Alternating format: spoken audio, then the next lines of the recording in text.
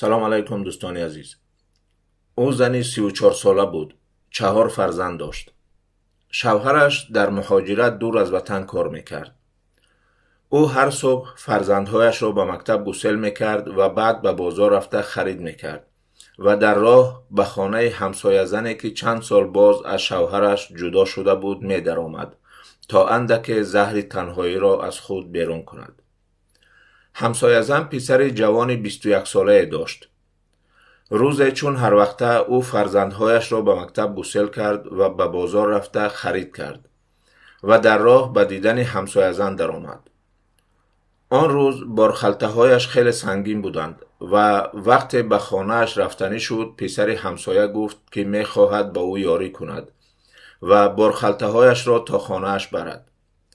همین خیل پسر همسایه همه روزه خلطه های او را تا خانه اش می برد و عاقبت روابط آنها رنگ دیگر گرفت. پسر همسایه زن تا آمدن کودکان از مکتب در خانه آنها می ماند. زمستان شده بود. مهاجران به وطن برمیگشتند.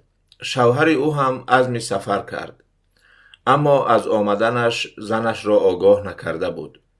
میخواست ناگهان به خانه بیاید و برای عائله‌اش سورپریز کند، به خبر از آن که خودش را در خانه‌اش سورپریز منتظر است. در را باز کرد و آهسته به خانه درآمد. زنش را در آغوش جوان همسایه دید و این لحظه آخرین عائله‌داری‌اش شد. 4 فرزند با پدر و مادر زنده یتیم شدند. شاید در جامعه چنین زنها زیاد باشند که شوهرهایشان در غریبی عذاب میکشند، اما آنها با دیگر مردها در عیش و نوش هستند.